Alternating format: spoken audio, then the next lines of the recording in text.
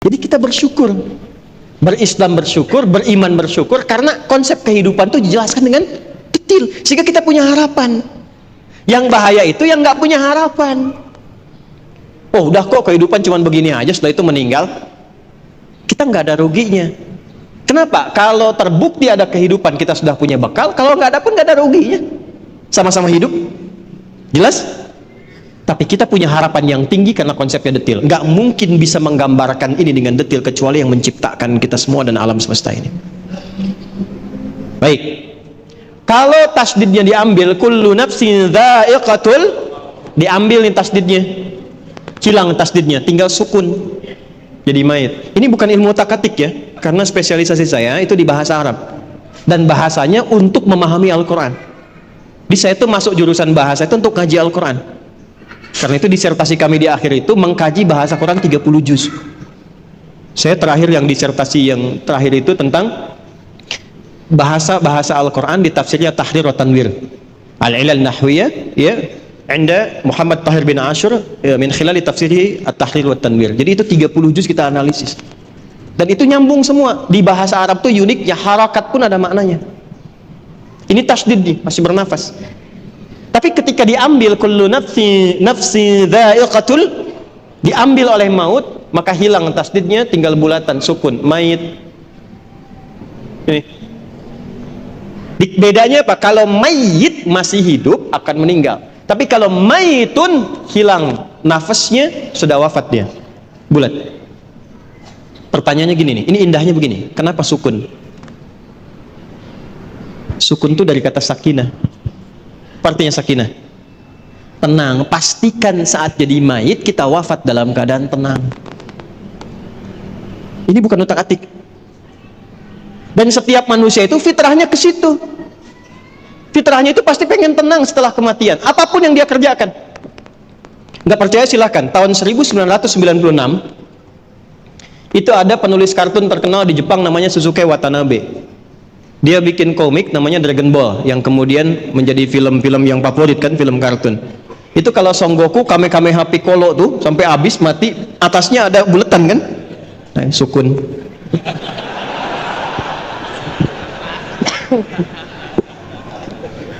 Saya ke Garut. Ada sahabat kami dulu sudah sepuh. Kami punya sahabat-sahabat senior juga yang sepuh-sepuh 60, 70 tahun, 80 tahun. Itu tangannya kena Parkinson. Tapi kalau urusan ngaji nomor 1, beliau pasti datang dan nyiapkan mobil depan Ustadz dengan saya. Itu masih nyetir. Nah, beliau dari Garut. Di Garut itu menarik, kakeknya itu orang saleh. Jadi semua di depan vilanya itu ada kolam, terus ada tanah, itu selalu ditanami dari sejak kecil. Beliau kecil, kakeknya nanami itu. Termasuk yang lahan tetangga pun ditanami oleh beliau. Ketika tanya kenapa, nanti kalau manfaatkan semua dapat manfaatnya. Itu masya Allah teman-teman. Sekarang saya contohkan di situ, kalau kita datang itu ikan mancing, airnya air panas tuh yang dari Cipanas dari atas. Kemudian ada tumbuh-tumbuhan, diantaranya ada kelapa, ada alpukat, ada sukun. Itu alpukatnya sebesar-besar cangkir kelapa yang nggak tahu musim. Itu berkahnya beramal soleh itu. Jadi begitu dia habis, tumbuh lagi, habis, tumbuh lagi. Nah kalau saya ke sana, sukun pasti sudah siap. Jadi begitu datang sudah dihidangkan. Begitu dihidangkan beliau bilang, Ustadz ini ada sukun.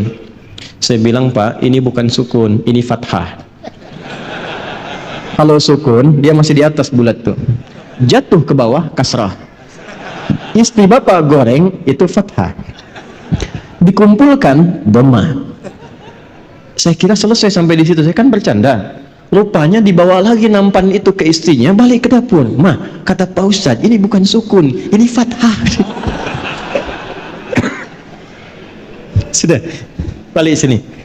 Nah jadi, malakul maut diutus oleh Allah untuk memisahkan kehidupan di dunia itu dengan sifat dunia, masuk ke alam baru. Setiap kita yang akan mengalami itu disebut mayyit. Pastikan saat malaikat itu datang, kita tuh dibawa dalam keadaan tenang. Nanti kalau masuk keranda berubah jadi jenazah. Jenazah itu kalau sudah masuk keranda, ya dimandikan, dikafani, disolatkan, masuk ke keranda jenazah. Kalau meninggal nyawa dicabut jadi mayit. Pastikan dalam proses itu tenang kembali kita. Nah dalam keadaan itu cuma ada 2 golongan. Malaikat maut punya dua sifat. Sifat pertama, wan nazi'ati gharqa. Sifat kedua, wan nasyitati nashta. Sifat pertama, ada malaikat maut yang saat mencabut itu dia mencabut sekeras-kerasnya, sedalam-dalamnya. Gini, ini ada duri agak panjang masuk ke dalam tubuh, dalam daging, tapi posisinya bukan vertikal begini, posisinya horizontal begini, terus dipaksa dicabut begini. Kira-kira kebayang nggak rasanya? Ya. Nah, ini malaikat nazi'at. Nazi'at itu dari kata naza'a. Naza'a itu gini ilustrasinya. Kalau belum paham tentang ini, itu ada pohon di luar, dipaksa dicabut sekeras-kerasnya sampai akar-akarnya tercabut. Ya. Problemnya apa? Problemnya kalau pohonnya keras kan nggak sekali cabut.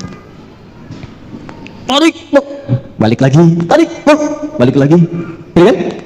Itu naza'a namanya. Yang mencabut dengan keras dan syiddah, bisyiddah wa unfid, dengan keras dan dalam, itu disebut dengan nazi'at. Gharqa, sampai ke dalam-dalam itu masuk. Jadi dari bawah cabut sampai ke sini. Tarik lagi, kan ini takut. Kenapa? Karena dia merasa nggak siap untuk pulang. Karena merasa nggak siap, nggak pengen keluar. Tarik lagi, itu ilustrasi begitu. Tarik lagi, sampai nanti di Quran ada beberapa surat, kamu ini susah sekali, ada yang dipukulin sama malaikat.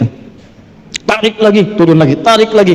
Ya, mudah bagi malaikat, tarik langsung mudah kan, kuat. Dan tapi ingin menunjukkan bagaimana keadaan orang-orang di golongan pertama yang disampaikan oleh Al-Quran, betapa mencekamnya keadaan saat dia pulang. Jadi sampai Allah kirimkan khusus dalam suasana itu malaikat yang memang bengisnya luar biasa untuk mencabut. Siapa golongan ini? Ya, satu.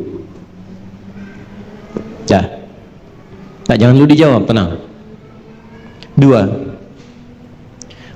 Wan nasyitati nashta. Nasyitah itu kalau diartikan ke gerakan, satu gerakan yang lembut, halus, tak terasa, sudah berubah, bergerak, berpindah.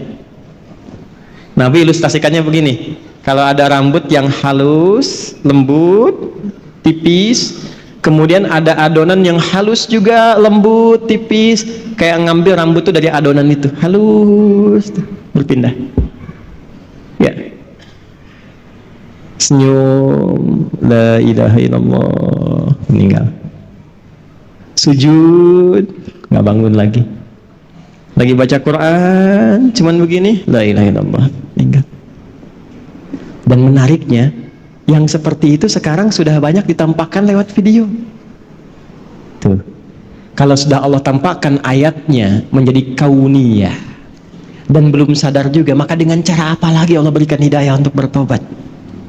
Antum klik deh ya, klik misalnya di YouTube lah, ya, wafat husnul khatimah, orang syekh mengajar meninggal, baca Quran wafat, sujud wafat, klik, lihat bagaimana cara wafatnya.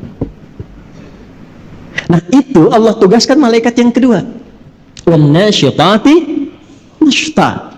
Ada orang-orang yang Allah tugaskan malaikat untuk mengambil nyawanya, menemui mautnya dalam keadaan selembut-lembutnya, sehalus-halusnya, sampai rasa yang dia dapatkan pada saat kematian itu pun rasa-rasa yang ringan dibandingkan dengan yang pertamanya itu.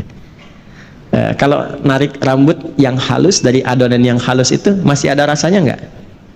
Hah? Masih terasa kan, tapi ringan kan, lembut. Itulah yang menyebabkan orang kadang berkeringat saat meninggal itu. Ya, diambil, tenang dia meninggal, tenang. Tapi ada rasanya, ada. Nanti kalau sudah waktunya terasa juga gitu kan, berkeringat ada. Tapi halus, lembut, tenang, enak. Nanti insya Allah kita jemput itu, gak usah khawatir, gak usah takut. Takut itu justru tanda tanya. Kok takut pada sesuatu yang pasti? Yang nggak pasti itu yang kita takutkan. Yang pasti nggak usah ditakutin. Nggak, Allah Akbar. Nggak, antum nggak takut pun kejadian juga. Siapa yang takut? Ya. Jadi yang ditakutkan tuh yang belum pastinya. Nah, yang belum pasti itu bekalnya, amalnya apa?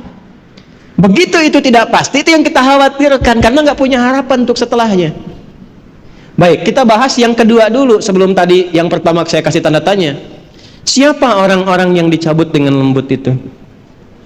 Yang tenang itu, yang nyaman itu, sampai malaikat yang ditugaskan pun oleh Allah disifati dengan nasyitati nashta, pakai wawunya ataf kepada kosam, kosamnya sumpah.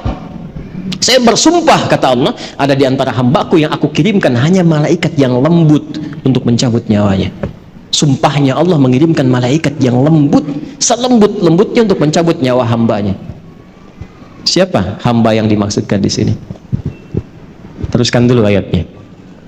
Was-sabihati sabha, fas-sabiqati sabqa, fal-mudabbirati amra, sampai ayat 5. Allahu Akbar. Ini kuncinya. Was-sabihati di sini masih pakai qasam. Sabihati sabha. Setelah itu pakai fa litertib. Fas-sabiqati sabqa, pakai fa. Fas-sabiqati sabqa. Setelah itu apa? Fal-mudabbirati amra, fal-mudabbirati amra. Dah sampai sini, sampai ayat 5. Ini kuncinya. Ini sindiran halus dan tajam sekali. Siapa orang-orang yang akan dicabut dengan lembut, dipisahkan dari kehidupan dunia yang mungkin dia alami keras. Jadi menariknya begini, ada orang-orang yang saat hidup di dunianya ini mungkin mengalami kejadian yang keras, tidak mengenakan, kasar dan sebagainya. Tapi ketika meninggal lembut sekali, halus, dan bahkan viral dia di alam langit. Bagaimana orang-orang ini kemuliaannya? Allah contohkan lewat tugasnya malaikat. Selain yang mencabut nyawa dengan 2 sifat ini, kata Allah, aku tugaskan juga dengan 3 tipikal pokok malaikat. Nah, 3 ini dengan cepat, dengan indah, dengan kuat. Oke, pelan-pelan. Teman-teman masih ingat gak waktu saya sampaikan tadi dibuka di awal mukaddimah? Ibadah itu ada yang sifatnya apa yang pertama? Ritual. Nah, ritual ini digambarkan di Qur'annya dengan kata-kata tasbih. Tasbih. Ibadah dalam bentuk ritual itu digambarkan di Al-Qur'annya dalam bentuk apa? Tasbih. Nah, menariknya apa? Semua alam ini diciptakan oleh Allah itu untuk bertasbih. Buka Quran surah 17 ayat ke-44. Quran surah 17 Al-Isra ayat 44. Dan tempatnya pun di surah ke-17 Al-Isra. 17 rakaat. Peristiwa Isra. Isra kan peristiwa yang didapatkan dari Isra dan Mi'raj itu kan sholat kan? Nah, sholat itu teman-teman sekalian itu gambaran tasbih untuk kita. Malaikat juga bertasbih.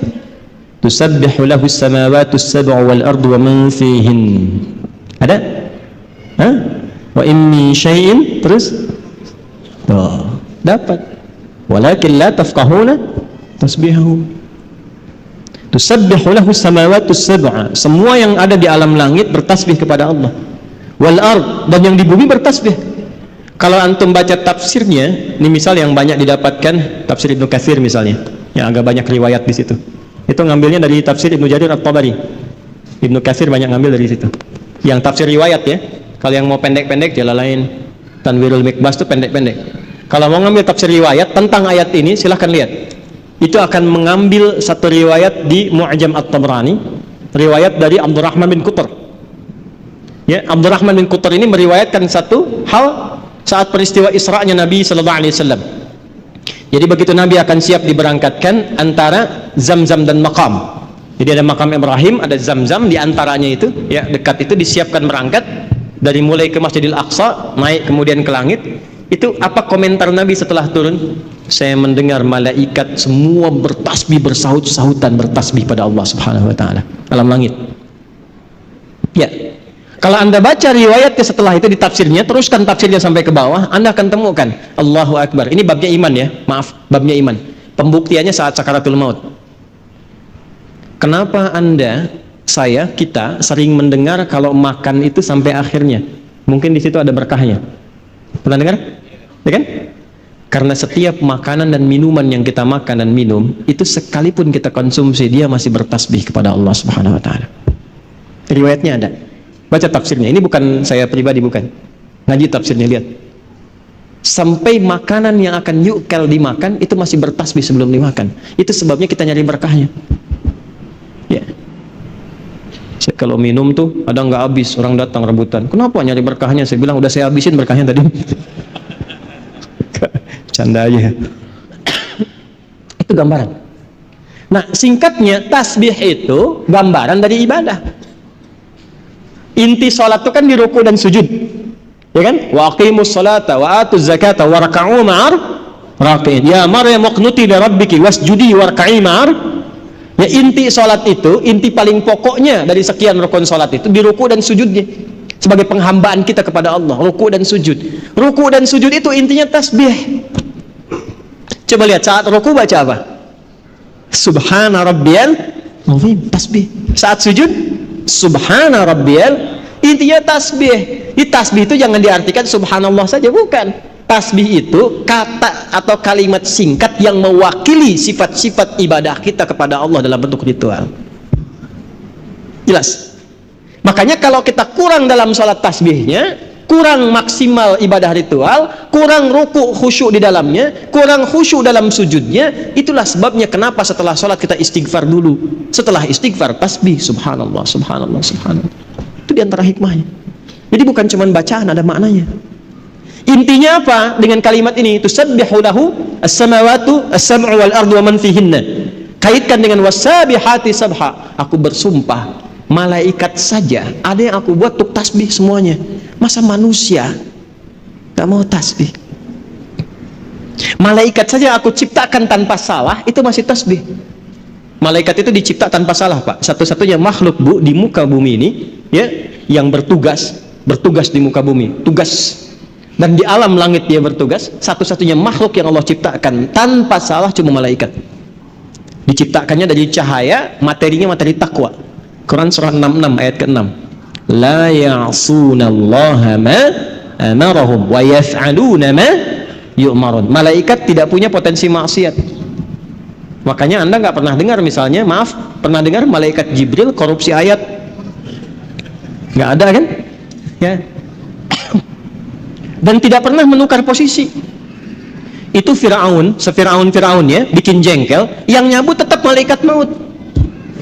Nggak pernah dia bilang, Jibril, jengkel sama yang ini, kamu aja yang cabut. Nggak ada tukeran tugas. Jadi Anda bisa bayangkan nggak, satu makhluk yang nggak punya potensi salah, tupoksinya jelas, itu masih bertasbih sempurna kepada Allah. Jadi Allah tuh nyindir kita halus. Kamu ini manusia, aku berikan fasilitas, kenyamanan, kedamaian, ketentraman. Aku siapkan pedomannya. Ini yang nyaman, ini yang tenang. Hindari maksiat, ini resikonya. Cari bekal untuk pulang. Aku berikan semua fasilitas itu. Kenapa engkau masih belum punya waktu untuk bertasbih kepadaku? Malaikat aja masih ibadah, kenapa engkau lupa dengan ibadah? Sedangkan harapan kamu husnul khatimah dan pengen masuk surga. Jadi kalau kita konversi ke ayat ini tentang pedoman hidup kita, kalau ingin didapatkan malaikatnya nasyitati nashta, maka jaga ibadah dan hubungan kita dengan Allah selama hidup. Salat fardu berapa kali dalam sehari? 5 waktu. Berapa rakaat? Jaga itu. Jaga. Setelah itu sunnahnya tingkatkan, rawatibnya, duhanya, tahajudnya. Itu ada maknanya semua. Kan kita latihan tumaninah, latihan tenang. Di antara dampak terbesarnya apa? Nih, persiapan pulang. Orang yang punya hubungan baik dengan Allah, Allah perintahkan, dia punya hubungan baik dengan saya, cabut yang lembut, cabut yang halus. Yang diperintahkan cuma malaikat yang paling halus, karena punya hubungan baik dengan Allah. Anda punya hubungan baik dengan pimpinan, mau berkunjung ke rumahnya, akses dibuka, kue keluar, kata-kata baik keluar. Anda nggak punya hubungan baik, kasar. jadi musuh, terus berharap pengen diterima dengan baik, susah. Satu. Jadi secara cepat kalau diinginkan husnul khatimah, mendapatkan malaikat yang lembut dalam sakaratul maut dan surga yang terbaik, pertama wassabihati sabha, teladani malaikat dalam rangka beribadah kepada Allah Subhanahu wa taala. Jangan tinggalkan ibadah ritual. Kalau masih yakin, masih beriman. Makanya kalimat salat itu dibuka dengan iman. Kalimat salat pertama Al-Baqarah ayat 3. Alladzina yu'minuna bil ghaibi wa yuqimunas, dan disebut dengan kalimat iman. Satu-satunya ibadah yang disebut dengan iman cuma salat di Quran. Itu di Al-Baqarah ayat 143. Wa ma kana Allahu liyudhi'a imanakum. Yuk, salat ya. Jadi kalau dulu kan, kenapa salat? Supaya bahagia, hayya 'alal falah. Kenapa salat? Supaya tenang. Ya kan? Kenapa salat? Bukti mengabdi kepada Allah. Sekarang jawabannya setelah mengaji ini berubah. Kenapa salat? Supaya husnul khatimah saat wafat. Malaikat malu kalau keras-keras nyebutnya ahli salat, ahli la ilaha illallah. Nabi aja bilang, man qala fi akhir hayati wa kama qala la ilaha illallah dakhala al jannah. Siapa yang bisa mengucapkan la ilaha illallah di akhir hidupnya, terjamin surga untuknya. Tapi itu kalimat nggak bisa diapalin. La ilaha illallah, la ilaha illallah, la ilaha illallah, la ilaha illallah. Tapi salat enggak. Nggak bisa keluar, nggak bisa, nggak bisa, susah. Nalkinnya pun susah, nggak mudah. Siapkan dari sekarang. Ya, malaikat malu lah. Anda dekat dengan pimpinan, nih antum ya, dekat dengan pimpinan nih. Taruhlah Anda misalnya, ya nggak usah contoh yang aneh-aneh lah ya. Di kantor dengan pimpinan tuh, keluarganya bos masuk kantor, ya kan? Tiba kemudian misalnya, maaf nih, ada aturan mesti lepas sepatu. Kira-kira security-nya kasar atau lembut kepada antum tuh?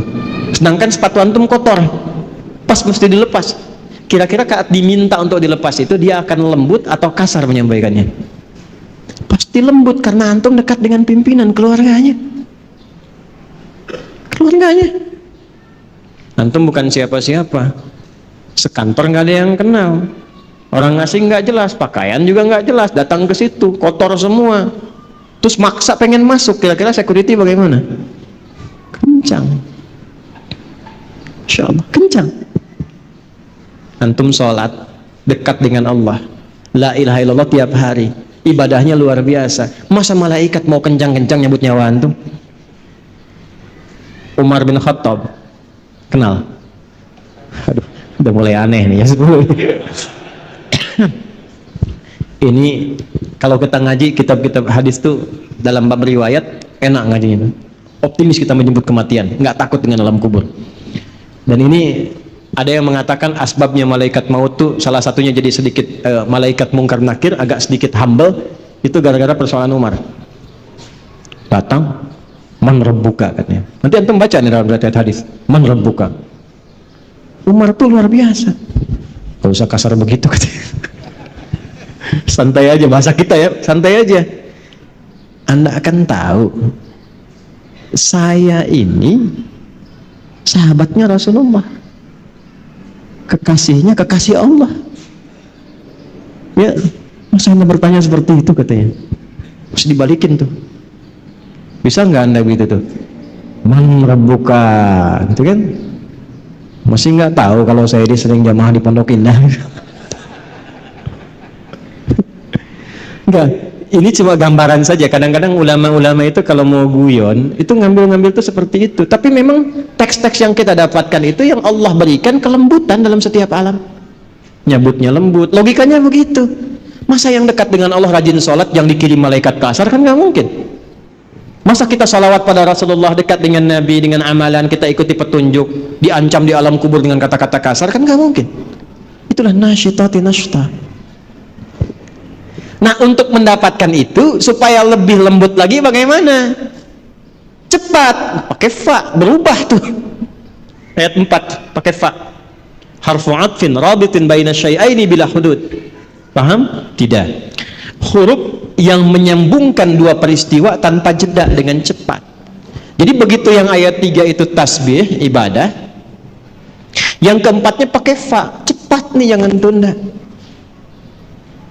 Apa yang dipercepat? Sabiqatis sabqa. Ada malaikat yang berlomba mencatat amalan. Ini yang dicatat itu siapa amalannya? Kan nggak mungkin malaikat catat amalan sendiri. Malaikat turun ke bumi catat amalannya sendiri, nggak mungkin. Ini tanda dari Allah. Ada malaikat yang lomba-lomba cepat-cepat. Ngapain cepat-cepat? Mencatat amal hamba. Siapa yang dicatat itu? Dalilnya mana untuk menegaskan ini? Al-Baqarah ayat 148. Ketemu kalimat sabaknya. Quran surah 2 ayat 148. Walikulli wijhatun huwa muwalliha. Sama dengan fa di sini, fa di sana. Fastabiqul khairat. Fastabiqul khairat. Tuh.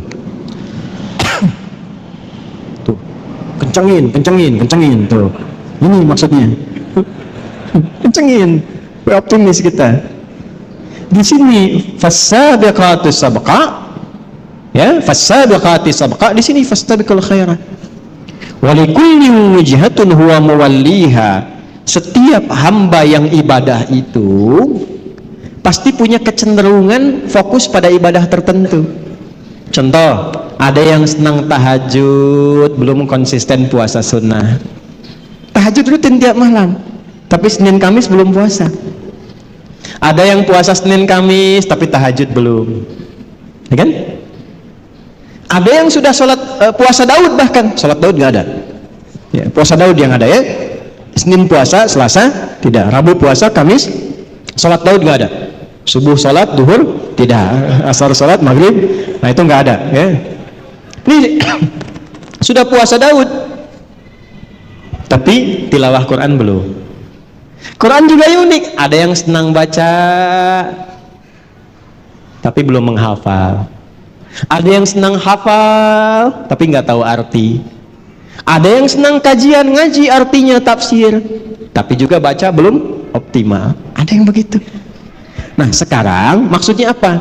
Kita itu saat sebelum pulang siapkan amalan-amalan favorit yang kita pilih di dunia sebagai bekal andalan kita pulang itu apa? Supaya malaikat berlomba-lomba mencatat. Ayo kita berlomba-lomba. Dan ini dijamakkan fastabiqul khairat. Semuanya baik kata Allah itu. Tapi silahkan berlomba. Yang ini puasa Senin. Ya kan? Antum belum sanggup puasa, saya mau konsisten dengan rawatib dulu. Ya. Saya belum sanggup menahan lapar, tapi saya bisa sanggup menahan lelah saya untuk mengerjakan rawatib. Ya udah, alihkan tenaga ke sini. Ya. Jelas? Nanti sambil bertahap, tapi intinya harus punya amalan andalan untuk pulang. Amalan andalannya apa? Yang kebanggaan saat dibawa pulang. Ya. Kalau standar semua sama. Kalau cuma sholat 5 waktu, itu enggak jadi andalan pun dihisab juga. Sholat 5 waktu itu kan standar. Ya, standar. Yang di atas standarnya dikerjakannya di mana sama siapa itu. Bisa kerjakan jamaah, itu di atas standar.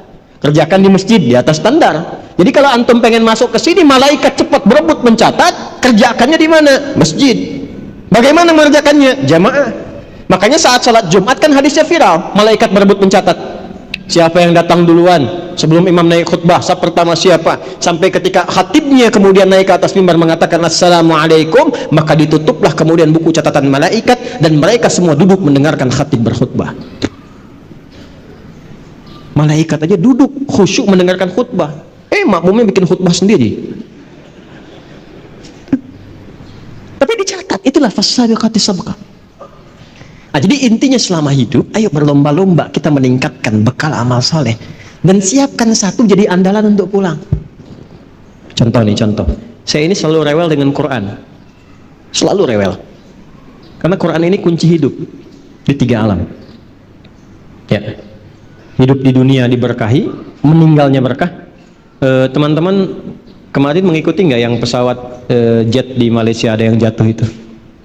Semua hangus habis terbakar. Cuma satu jasad yang tidak hangus. Tolong jelaskan secara logika, pesawat jet jatuh, pesawatnya terbakar habis, semua jenazah habis, hangus, cuma satu orang yang tidak hangus dan berada di lingkup yang sama di situ. Bajunya yang terbakar, jasadnya utuh. Ahli Quran. Ahli Quran. Kalau ahli Quran itu benar, wah, nggak bisa. Binatang gimana mau makan jasadnya isinya Quran? Tanah bagaimana mau menelan jasadnya isinya Quran? Dijaga utuh. Di akhirat bagaimana? Quran surah ke-13 ayat 23 sampai 24. Jannatu 'adni yadkhulunaha wa man salaha min abaihim wa azwajihim wa dhurriyyatihim wal malaikatu yadkhuluna 'alaihim min kulli bab. Salamun 'alaikum bima sabartum fa ni'ma 'uqbad dar. Ahli Quran ini diperintahkan oleh Allah untuk menggandeng bapak ibunya yang saleh, digandeng. Dia nggak masuk sendirian. Dan sebelum masuk di surah Fatir ayat 33 dengan kalimat yang sama pembukanya. Jannatu 'adnin yadkhulunaha yuhallawna fiha min asawir wa libasuhum fiha harir. Ya, dia dipakaikan dulu jubah sutra yang bersumber dari emas bahannya. Gelang-gelang emas, dipakaikan mahkota indah. Setelah itu dipanggil orang tuanya, disiapkan mahkota indah untuk dipakaikan oleh anaknya di kepala kedua orang tuanya. Jadi yang suka direplika sama anak-anak kalau wisuda Quran di dunia itu. Itu nyatanya begitu. Itu ada di At-Tirmidzi. Di At-Tirmidzi, nomor hadis 2015. Begitu sudah disampaikan, dipakaikan, dipanggil semua anggota keluarganya, diminta gandeng pasanganmu. Ya. Gandeng ayah ibumu. Diikuti keluarga yang di belakang sepanjang mereka beriman. Jadi ternyata penghafal Quran itu dengan Qurannya dia bisa menjadi syafaat untuk keluarganya. Ya. Jadi kalau pengen dapat syafaat itu 3 caranya. Dekati Allah dengan banyak berzikir kepada Allah. 2, jadi ahli Quran. 3, banyak sholawat pada Rasulullah SAW. Itu di hadis Muslim. Rasulullah itu satu-satunya di antara Nabi dan Rasul yang ketika yaumul hisab itu sujud minta sama Allah. Kemudian ini hadisnya viral. Ya Muhammad irfa ra'sak sal tu'ta. Muhammad, angkat kepalamu, minta aku berikan. Maka yang pertama diminta oleh beliau syafaat untuk umatnya. Pertanyaannya, kita yang mengaku nabinya Rasulullah SAW, diaku nggak sebagai umatnya? Maka dekati Rasulullah. Cara mendekatinya bagaimana? Ikuti semua petunjuk nabinya dan bersolawat banyak kepada beliau. Bersolawat sebelum tidur, solawat di jalan, solawat. Bersolawat itu enak, demi Allah enak solawat itu. Allahumma sholli ala sayyidina Muhammad, sholli ala sayyidina Muhammad. Enak. Kalau sudah jadi terbiasa itu nyaman. Kayaknya sehari nggak solawat nggak enak. Nggak solawat nggak enak. Saya kalau bangun tidur itu yang terfikir pertama kali solawat saya. Bangun tidur, la ilaha illallah, Allahumma sholli ala sayyidina Muhammad, sholli ala sayyidina. Capek, lelah, sulit misalnya bangun untuk tahajud tuh, tapi salawat gak hilang. Karena ada kenikmatan tersendiri. Bisa nggak antum tuh salawat sampai merasa nikmat dalam salawat tuh? Enak. Dan itu merubah kita menjadi lebih lembut. Merubah kita lembut, melihat orang tuh baik-baik gitu. Ya, jadi orang pernah berbuat salah pun kita melihatnya baik aja, baik.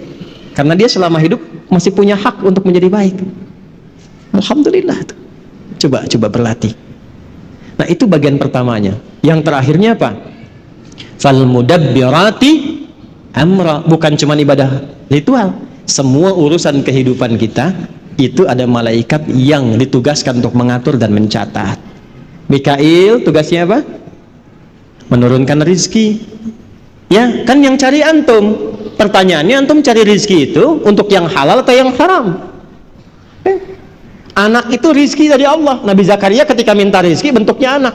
Ali Imran ayat 38 sampai 39 kan mintanya anak. Nah, setelah Allah berikan kepada antum anak itu didekatkan dengan Allah atau jauh dari Allah? Itu dicatat, teman-teman. Sekarang antum anak dekat dengan Allah, orang tua masih jauh. Itu rizki antum tuh, orang tua itu tidak dititipkan pada anak yang lain, pada antum. Antum dekatkan nggak dengan Allah? Antum masih hidup, orang tua wafat. Sekarang apa kerjaan antum untuk membahagiakan mereka di alam kuburnya? Selalu nyambung sampai kita wafat, terus selalu punya peluang untuk baik. Selalu punya peluang. Dan itu dicatat. Nah, karena itu rumus ringkasnya begini. Gimana caranya beraktivitas dalam setiap waktu itu, dari bangun tidur sampai tidur lagi. Ini dari hari Ahad sekarang kita sampai ketemu Ahad lagi, kita susun kegiatan kita menjadi ibadah. Keluarkan pedomannya. Caranya kalau belum paham, belum tahu doanya, belum tahu bimbingannya, Nabi kasih rumus satu saja. Kullu amrin dzibalin la yubda'u fihi bismillahirrahmanirrahim fahuwa abtar. Setiap perbuatan baik yang kita rencanakan, satu perbuatan baik, pastikan bangun dari tidur semua kegiatan kita siapkan, dan yang disiapkan yang baik-baik. Latihan, yuk latihan. Makanya kegiatan pertamanya kan pejuang subuh ya. Subuh itu dari kata asbah. Asbah itu sesuatu yang siap dengan rencana. Kenapa sholat pertama disebut dengan sholat subuh? Memberikan kesan, hei setiap orang Islam, kalau bangun dari tidur itu, Anda mesti punya siap rencana apa yang mau dikerjakan sampai tidur lagi. Bikin tersusun. Biasanya bikinnya malam setelah istighfar sebelumnya, koreksi dulu. Siapkan buat besok. Nah, ketika bangun itu punya rencana. Rencana ini kita bawa menghadap Allah dalam sholat supaya diberikan taufik oleh Allah. Dilindungi, dimudahkan, dilancarkan. Itu fungsinya sholat subuh. Makanya kita berjuang untuk subuh itu. Kenapa? Karena itu inti aktivitas. Cuman yang kita siapkan kullu amrin dzibalin, yang baik-baik. Yuk latihan dulu untuk bagian tubuh kita sepekan ini. Bisa nggak sekarang Ahad sampai ke Ahad depan latihan berpikir yang baik-baik dulu. Yuk, setiap ada sesuatu kita rencanakan berpikir baik dulu. Tapi kalau jelas konstruksinya salah, jangan berpikir baik di situ, tindak. Ya, masuk misalnya bis tuh, kontes Bima. Udah jelas ada orang ngambil ke saku ibu-ibu misalnya kan, ke tasnya begini, udah mau ngambil. Nah, itu bukan prasangka baik, itu pencuri. Ya, cara baiknya dengan menindaknya, ya. Dengan cara yang benar. Pekan depannya mata. Yuk, latihan menatap yang baik. Itu dicatat. Yang nggak baik palingkan, nggak baik palingkan. Dan itu tanda beriman yang pertama diberikan pada mata. Quran surah ke-24 ayat 30, kullil mu'minina yaghuddu min absarihim. Katakan pada pria-pria yang imannya pengen konsisten, pakai kata benda. Berlatih mata dulu memandang yang baik. Yang 31-nya untuk perempuan.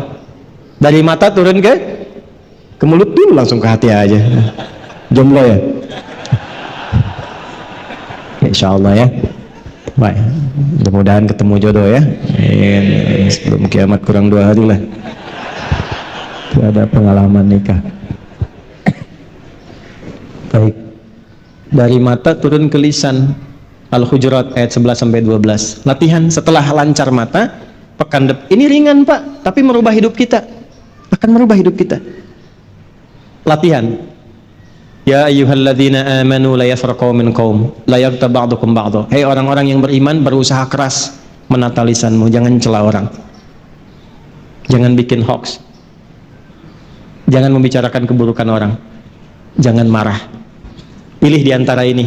Mana sepekan kita latihan. Misalnya jangan marah dulu. Begitu antum memilih, Allah akan turunkan ujian untuk menguji marah enggak. Ya. Cara gampangnya kalau pengen nata mata, nata lisan sampai ke kaki. Cara gampangnya bagaimana? Puasa. Puasa. Puasa satu-satunya ibadah yang bisa meningkatkan amal soleh dan menekan amal salah. Puasa. Gak percaya silahkan. Anda puasa itu sholat sunnah dikejar-kejar. Pasti dilakukan sholat sunnah, dikejar karena puasa. Tapi kalau nggak puasa, yang fardu aja kadang terlambat biasa. Anda nggak puasa, yang minta kelihatan belum tentu diberi. Tapi kalau puasa, yang nggak ada dicatat. Saat Ramadan berapa yatimnya di sini? Ya berapa fakir dicatat, padahal nggak pernah kelihatan. Dan puasa bisa menekan amal-amal salah. Ya, koruptor libur kan saat puasa. Yang marah pun ditahan. Ini buka jam 6:04 ada yang mencela, dan orang ini pemarah yang dicela ini. Jalan sama istrinya, dicela habis, diem aja. Istrinya bingung, Pak nggak marah? Ntar habis maghrib. Puasa. Yuk latihan. Intinya apa? Latihan beramal. Nah, saya tutup. Kalau sudah konsisten dengan semua amal baik ini, ciri paling pokoknya merubah kita menjadi pribadi yang baik. Jadi kalau rajin sholat, rajin puasa, rajin ngaji, bagus. Tapi kalau yang dilakukan itu tidak merubah kita menjadi baik, berarti belum berhasil itu ibadahnya. Itu standar di Quran. Karena apa? Fastabiqulnya dengan khairat. Khairat itu dari kata khair. Khair itu sifat, kebaikan yang melekat pada sifat. Kalau sudah jadi sikap disebut ma'ruf. Kalau baiknya fisik belum pikirannya disebut thayyib. Al-Baqarah 168, ya ayyuhan nasu kulu mimma fil ardi halalan thayyiban. Thayyiban itu baik fisik. Kalau pengen sehat, kata Quran, makan makanan yang menyehatkan. Singkat Quran itu. Kalau kurang sehat fisiknya, datangnya kepada tabib. Sifat baik tabib untuk menyembuhkan karena Allah disebut thayyib. Pemiliknya tabib, makanya datang kita ke tabib, ke dokter. Ya, jadi kalau fisiknya sehat, orang Arab tanya kaifa halak ya akhi? Alhamdulillah ana thayyib. Artinya sehat. Tapi kan tubuh yang sehat belum tentu menjamin pikirannya sehat. Buktinya ada yang namanya thayyib, tapi kan 2 kali puasa, 2 kali lebaran dia nggak pulang-pulang kan? Nah dia sehat tuh. Nah ketika kebaikan fisik diimbangi dengan sifat, dia juga punya sifat jujur, sabar, rendah hati, tawadhu, maka berubah menjadi khair namanya. Allah ketika merubah jahiliyah tidak dirubah menjadi thayyib, tapi dirubah menjadi khair. Turunlah Quran surah ketiga ayat 110, kuntum khaira ummah. Kita sekarang diminta apa oleh Quran? Fastabiqul khairat. Jadi maksudnya pesannya dalam sekali. Fasabiqati sabaqa. Ada malaikat yang berlomba mencatat amal baik. Pastikan kita berlomba, tapi pastikan perlombaan kita finish dengan cara yang berhasil merubah keadaan kita lebih baik. Ya, saya ambil contoh satu lagi dari Quran. Ahli Quran nih. Ahli Quran itu ada 3. Senang baca, 1. Qiraah. Senang mengkaji tafsir. Bacanya nggak banyak, tapi baca terjemahan tafsirnya banyak. Tilawah. Yang ketiga menghafal. Ya, hamalatul Quran, huffaz, hifz. Jadi ada qiraah, ada tilawah, ada hifz, 3. Tiga-tiganya itu bisa menjadi ahli Quran dengan 1 standar. Awas, hati-hati. Jadi jangan merasa yang 30 juz hafal merasa lebih unggul dibandingkan dengan yang hafal juz amma, belum tentu. Karena standar Allahnya itu bukan berapa banyaknya, tapi berapa dari yang banyak itu bisa merubah kehidupan kita lebih baik. Itu ada di Quran surah ke-35 Fatir ayat 32. Thumma awrathnal kitaba alladhina istafayna min ibadina faminhum zalimun li nafsihi wa minhum muqtasid wa minhum sabiqun bil khairati biidznillah. Ya. Dan diantara orang yang suka ngaji itu, baik itu baca, mengkaji, atau menghafal, ada 3 golongan kata Allah. 1 masih zalim, ngaji Quran kok masih saling mencela. Quran itu kan baik, Quran itu istimewa. Masa Quran masuk ke mulutnya, yang baik masuk ke mulut, masa keluar kotor? Antum ngaji di mana kawan? Ngaji Quran kok setelah ngaji saling mencela, bahkan nggak kenal saudara sendiri. Innamal mu'minuna ikhwa, sepanjang sama-sama beriman saudara. Kok bisa saudara saling cela? Sementara yang dimakan sehari-hari Quran. Quran yang mana tuh yang dimakan? Kenapa harus saling mencela? Kenapa saling menjatuhkan? Ada jamaah saya datang cerita, Ustaz, anak saya masuk sekolah. Pertanyaan pertama ketika masuk sekolah, pengujinya mengatakan, nanya, ngajinya sama Ustaz siapa? Begitu disampaikan, Ustaz Adi Hidayat, bid'ah, nggak diterima. Saya bilang enggak apa-apa, doakan saja. Namanya belum kenal. Kalau belum kenal kan nanti bisa begitu. Kalau sudah kenal mungkin jadi sunnah, gitu kan? Atau jadi wajib. Hindari yang demikian. Beban hidup kita sudah banyak. Jangan nambah dengan membawa beban orang lain. Ketika mencela, itu dosa orang-orang yang kita cela ditransfer kepada yang mencela. Si pencela pahalanya dipindahkan. Saya nggak dirugikan, antum nggak dirugikan, tapi sikap buruk itu sangat merugikan. Sekarang bagaimana caranya kita melihat semua orang baik, sehingga kita bisa mengeluarkan kata-kata yang baik? Ya, kan Allah aja ngasih harapan, masa kita bukan Tuhan tidak memberikan harapan? Fir'aun aja sefir'aun-fir'aunnya masih diberikan hidayah dengan 2 orang nabi dan diminta berkata lembut. Itu kawan kita yang mungkin pernah mencuri, pernah mabuk, ada yang pernah membunuh, sepanjang dia hidup masih punya kesempatan menjadi orang baik. Kenapa kita tidak doakan? Kenapa kita tidak sentuh hatinya dengan kebaikan? Itulah yang Quran ajarkan tuh itu. Makanya kalau ngajinya benar, yang pertama berubah itu jadi lebih baik, lembut. Wa minhum sabiqum bil khairat, ini khairat. Yuk ya, kita rumuskan ya. Mulai sekarang tubuh kita dari atas sampai bawah. Setelah itu amalan andalannya apa? Kalau ngaji sehari berapa? Gak usah banyak-banyak dulu, nanti capek ditinggalkan semua. Ya, nggak apa-apa, sehari 1 ayat aja dulu. 1 ayat aja. Kan nggak banyak, alif lam mim tuh ayat. Nanti kalau bosen tambah satu ayat lagi sampai kita merasakan kenikmatan itu. Setelah itu satu hadis. Ya, jangan acak ya Pak ya, jangan acak. Usahakan selalu sistematis, terstruktur. Misal antum nih yang belajar di kampus-kampus, di mahasiswa, kenapa nggak mengeluarkan hadis-hadis tentang ilmu? Setinggi-tinggi hadis jihad, jihad antum itu di kampus Joni. Ya, keluarkan hadis ilmu, ayat ilmu, sehari apalin, sehari lihat praktekin. Bapak jadi suami, satu hadis tentang suami. Ibu jadi istri, sehari hadis tentang istri. Yang dilihatnya istri Anda, bukan istri orang. Keluarin itu satu. Jelas ya? Nah, kalau ini dilakukan, insya Allah nasyitati nashta. Tapi kalau ini diabaikan, saya sudah sampaikan, pilihannya terserah Anda. Kalau masih nggak percaya, nggak yakin ada kehidupan setelah kematian, menutup diri, nggak mau dengar, menutup diri, nggak mau dengar, namanya kafir. Orang yang disebut kafir. Karena itu lawan dari iman, kufur. Lawan dari mukmin, kafir. Orang-orang yang ingkar, yang nggak mau tahu, maka itulah jawaban dari pertanyaan satu. Wan-nazi'ati warqa. Aku ancam dia dengan mengirimkan malaikat terkeras untuk mencabut nyawanya sampai ke akar-akarnya. Dan belum selesai. Begitu terjadi peristiwa itu, hancur, semua wafat, ditiup yauma tarjufur radifah tatsba'ar radifah. Begitu kemudian muncul sinyal pertama kehidupan setelah kematian, kaget yang pertama ini karena ternyata terjadi. Begitu terjadi, apa yang kemudian dilakukan? Aidza kunna idzaman nakhira. Qalu tilka idzan karratun khasirah. Fa innama hiya zajratu fa idzahum. Mereka berkata, ya Allah, tuh baru ingat Allah. Ternyata benar ada kehidupan setelah kematian. Tapi penyesalan itu tiada guna, kata Allah, tiada guna. Setelah itu dihantam dengan tiupan terakhir, habislah semuanya. Yang mukmin mendapatkan rahmat, yang tidak mukmin dia mendapatkan konsekuensi dari pilihannya. I'mal ma syi'ta fa innaka mayyit. Silahkan berbuat setelah ceramah ini, silahkan memilih, tapi kita punya satu tujuan yang sama yang tidak bisa dihindari, yaitu kematian. Belajar dari surat An-Nazi'at, silahkan persiapkan amal saleh yang baik, dan kita saling memaafkan dalam kemuliaan, saling mendoakan, saling memperbaiki diri, dan mudah-mudahan Allah wafatkan kita dalam keadaan husnul khatimah.